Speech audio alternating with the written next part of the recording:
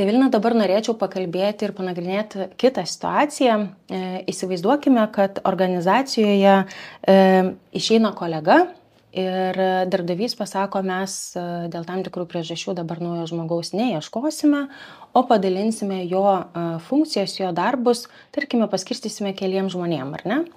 Tai ką dabar, bet aišku, mes kalbam apie panašią poziciją, ar ne, yra buhalteriai ir apskaitininkė, nes tikrai jau nepadarysim, kad būtų buhalteriai ir ūkvedys, tarkim, ar ne, perimtų tas funkcijas.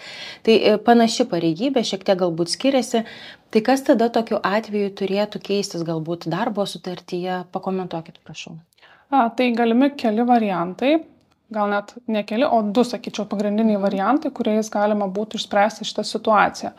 Tai pirmas dalykas, galima būtų keisti darbuotojo darbo sutartį, pridedant jam papildomų darbo funkcijų. Darbuotojas gali, aišku, sakyti, kad man ir atlyginimas turi būti peržiūrėtas ir aišku, jis yra teisus, jeigu ypatingai tos funkcijos užima didesnę dienos dalį ir reikia daugiau skirti laiko, dėmesio, galbūt intensyviau dirbti. Dar vienas variantas tai būtų susitarti dėl papildomo darbo. Yra toksai susitarimas darbo kodeksai įtvirtintas, taip jis ir vadinasi susitarimas dėl papildomo darbo. Jeigu darbuotojas atlieka papildomas funkcijas, tai gali būti ir terminuotai, ir neterminuotai.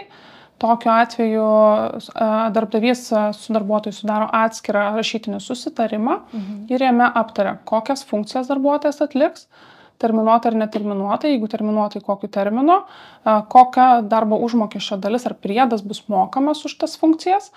Ir aišku, šitą susitarimą yra žymiai lengviau nutraukti, tai gal darbdaviui netgi ir patogiau turėti tokį susitarimą, kad gal vis tik tai ateityje pasikeis poreikis ir jis norės turėti jau vėl tą žmogų, kurio dabar nebereikia. Tai toks susitarimas gali būti nutraukiamas pakankamai lengvai, vienašališkai, įspėjus prieš keletą dienų. Tai reiškia, kad kaip darbdavys norėtų išsispręsti situaciją priklauso nuo jo. Jeigu pokytis yra nuolatinis, keistumėm darbo sutartį, jeigu pokytis galbūt laikino pobūdžio, galėtumėm susidaryti su papildomo susitarimą dėl papildomo darbo. O jeigu tam žmogui yra perkeliamos šitos funkcijos, bet tačiau ne visose jisai galbūt turi kompetencijų perimti tas funkcijas, bet vadovas sako, žinau, kad tu gali, tu išmoksi, tai kaip čia turėtų būti apibrėžta ir... Darbdaviai ir darbuotojai turėtų žinoti, kad darbuotojas turi būti apmokytas atlikti savo darbo funkciją. Tai jeigu jisai sutinka, kad jau dabar jo funkcijų ratas bus praplėstas, kad jis turės daugiau funkcijų, darbdavys turi pareigą jį apmokyti, dirbti. Tai reiškia, kad jeigu jau darbuotojas prisėmė buhalterio arba atvirkščiai apskaitininko pareigas ir jis jų nemoka tinkamai atlikti, darbdavys turi arba savarankiškai, arba pasitelkęs kažkokius išorinius paslaugų teikėjus tą darbuotoją apmokyti. Ir tada jau bus žmogus, turės galimybę atlikti šitą darbą, ar neteisingai? Taip.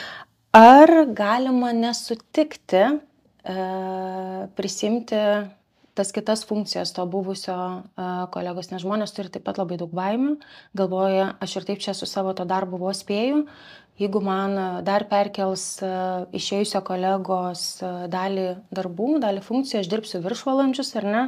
Aš nespėsiu pasidaryti savo pagrindinių darbų, kuriuos aš tikrai žinau, išmanau, o dabar man dar reikia mokytis ir tų tam tikrų įgūdžių, kuriuos aš neturiu dėl išėjusio kolegos.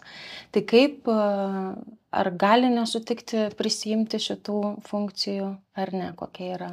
Kadangi darbdavys turi gauti darbuotojo sutikimą, ar tai keičiant darbo sutartį dėl darbo funkcijų rato praplėtimo, ar sudarant susitarimą dėl papildomo darbo, tai reiškia, kad darbuotojai gali atsisakyti ir gali nesutikti eiti papildomų pareigų. Tik tais reikėtų žinoti vieną dalyką, jeigu yra siūloma keisti darbo sutartį ir darbuotojas atsisako, o tas darbo sutarties keitimas yra darbdaviui neišvengiamas dėl organizacinių priežasčių, tai yra būtina pakeisti tą darbo funkciją, tai darbdavys galėtų inicijuoti tokio darbuotojo nesutinkančio su darbo funkcijų keitimu atleidimą iš darbo. Tačiau šitoj situacijai, kai buhalterė nesutinka dirbti apskaitininkės darbo, reikėtų daugiau konteksto, kokia yra įmonės veikla, kiek darbuotojų, kodėl atsirado poreikis išskirstyti darbo funkcijas. Tai, sakyčiau, tas atleidimas yra tik tais kraštutiniais atvejais ir tik tai ypatingom aplinkybėm, tai dėl to nereikėtų iš karto išgirdus, kad siūloma keisti funkcijas baimintis, tačiau vėlgi būtų galima pasikonsultuoti su teisininku, kad jis įvertintų tą konkrečią situaciją ir pasakytų, kas bus, jeigu darbuotojas nesutiks dėl darbo funkcijų keitimo sudaryti darbo sutarties pakeitimą. Kaip manot, nes man iš personalo pusės tai atrodytų, kad darbdavys pirmiausia turėtų labai gerai įvertinti, kam perskirstyti tuos darbus, gal net ir su savo vidiniu teisininku pasitarti, kaip tą būtų geriau ir turėti omeny, kad tas atmetimas ar ne, nesutikimas greičiausiai galėtų būti. Tai kaip tą padaryti tinkamai, ar ne, turbūt reikėtų iš anksto pačiam darbdaviui taip pat apsvarstyti, kad būtų abi pusės patenkintos.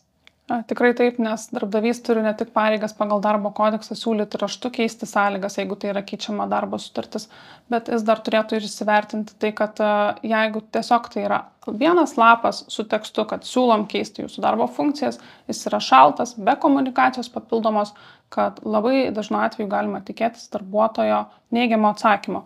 Tai čia jau reikėtų tartis ne tik tai su teisininkais, bet galbūt ir su personalo valdymo specialistais, kurie gali patarti, kaip prieiti prie darbuotojo ir kaip sušildyti tą santykį dėl darbo funkcijų keitimo, dėl papildomų funkcijų skirimo. Ačiū labai, Evelina, už įžvalgas. Ačiū.